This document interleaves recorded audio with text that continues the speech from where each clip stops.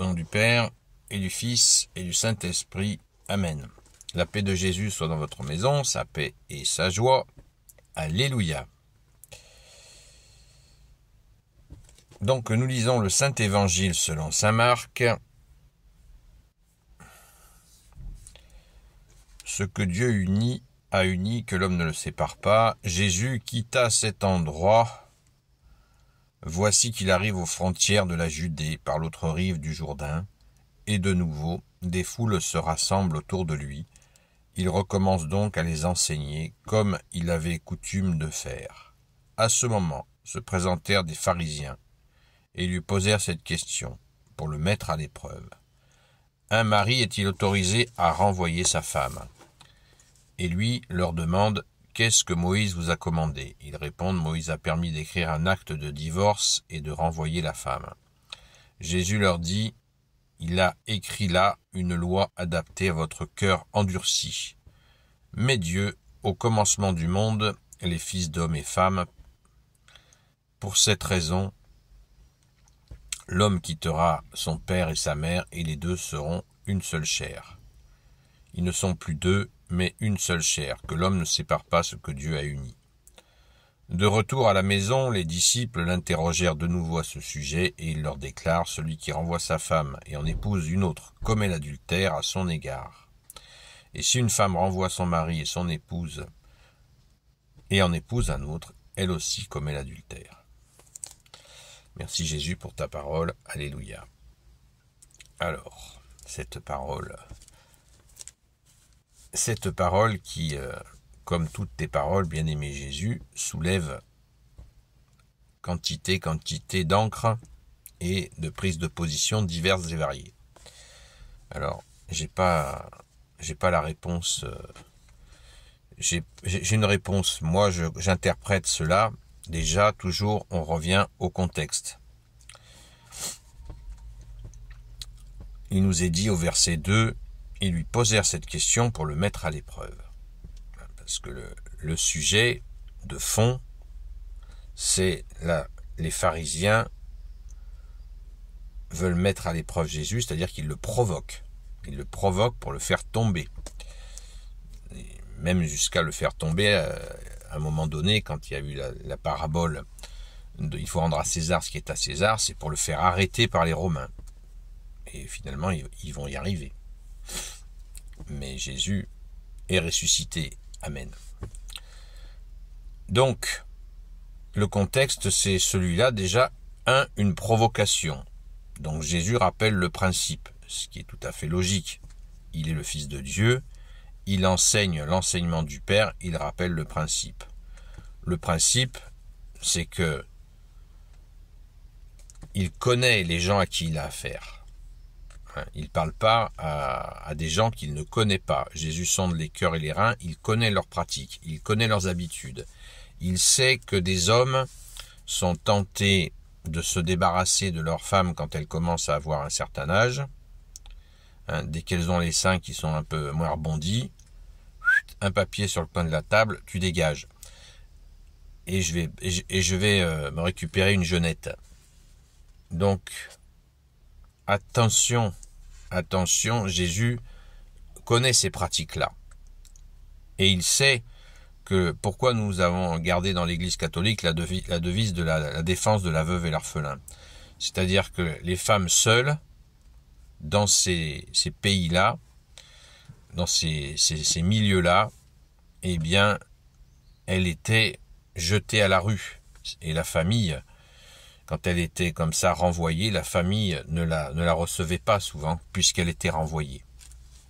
Donc cela conduisait à des drames, c'est-à-dire de voir des femmes âgées à devenir des mendiantes.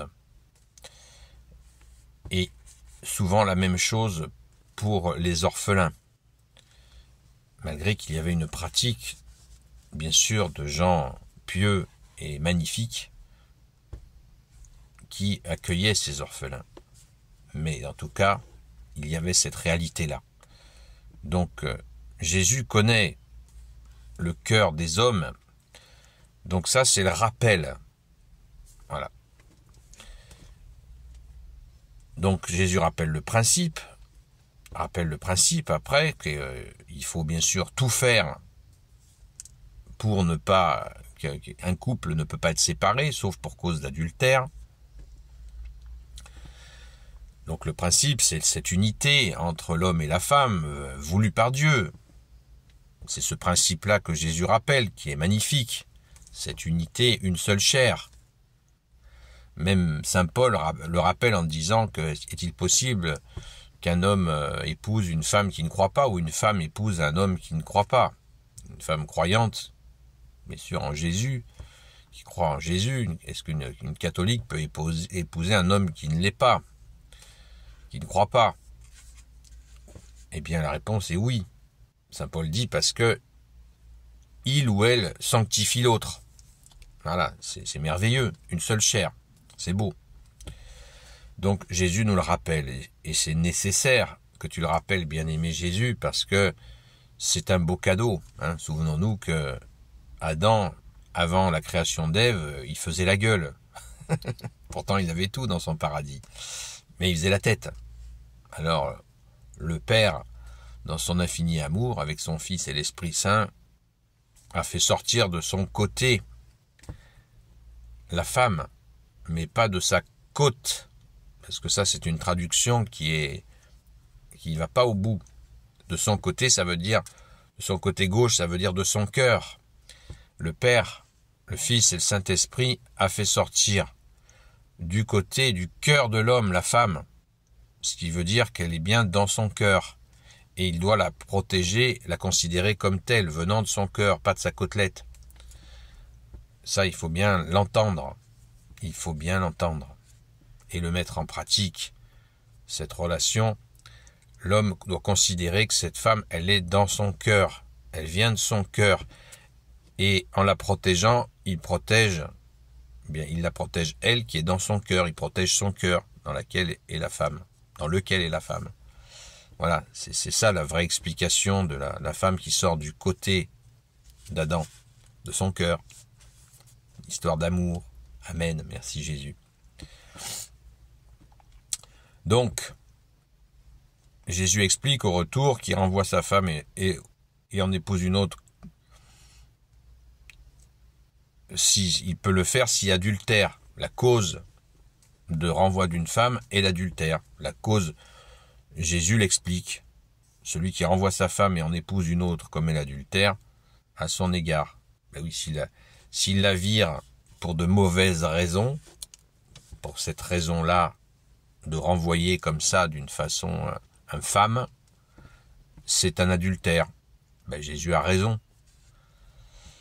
La difficulté aujourd'hui, c'est que beaucoup de gens, et notamment, je vais encore passer pour un hérétique, on en fait une règle absolue.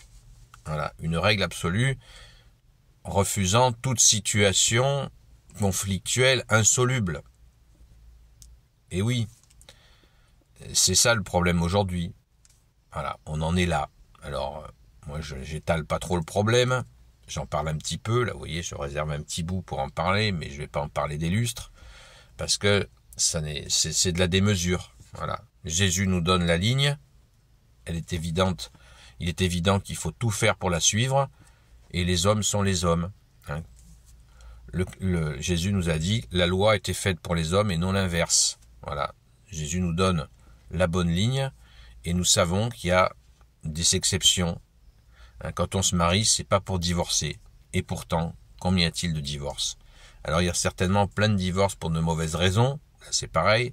On est dans la démesure complète de nos jours, parce que les gens se marient pour un oui ou pour un non, et divorcent pour un oui ou pour un non. Donc c'est sûr que ça va pas.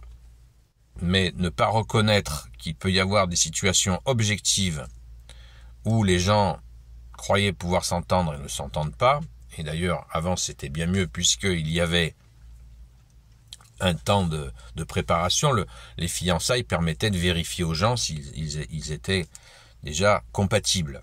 C'était une bonne technique, je pense qu'il serait intéressant d'y revenir. Et puis le drame d'aujourd'hui, là vraiment actuel et qui dure déjà depuis longtemps, c'est les réseaux sociaux qui sont devenus un espèce de catalogue d'hommes et de femmes qui sont extrêmement dangereux pour la stabilité des couples. Suite à une dispute, je vais me promener sur Internet et je vais trouver un escroc qui va me promettre monts et merveilles, et à l'arrivée, ce sera échec sur échec. Donc, bref, tout est des mesures. Alors revenons bien sûr à ce que Jésus nous enseigne et à rester, à bien vérifier, revérifier, revérifier si nous sommes compatibles avant d'être ensemble, de se marier et d'avoir des enfants.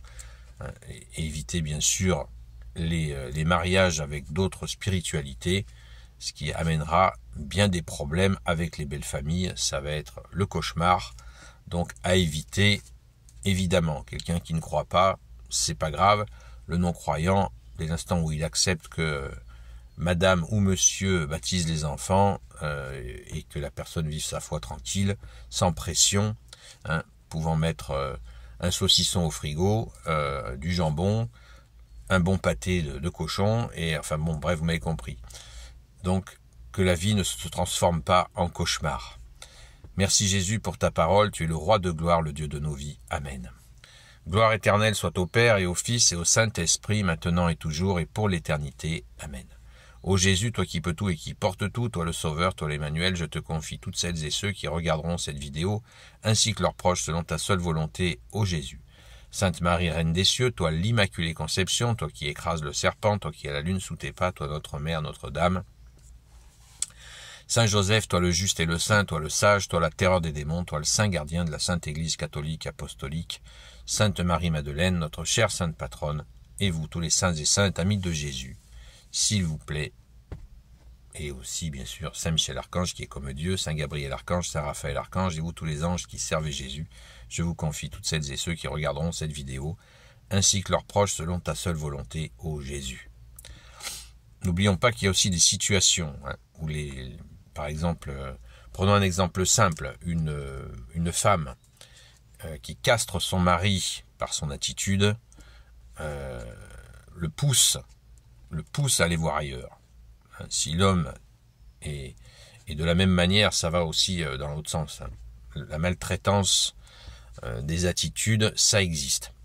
Voilà. Alors, suivons Jésus et surtout, demandons à Jésus en prière, demandons à Jésus si c'est la bonne personne, c'est un discernement aussi. Et Jésus, ça ne fait pas de doute, qui nous répondra. Car tu nous as dit, Jésus, vous n'avez qu'un seul guide, c'est le Christ.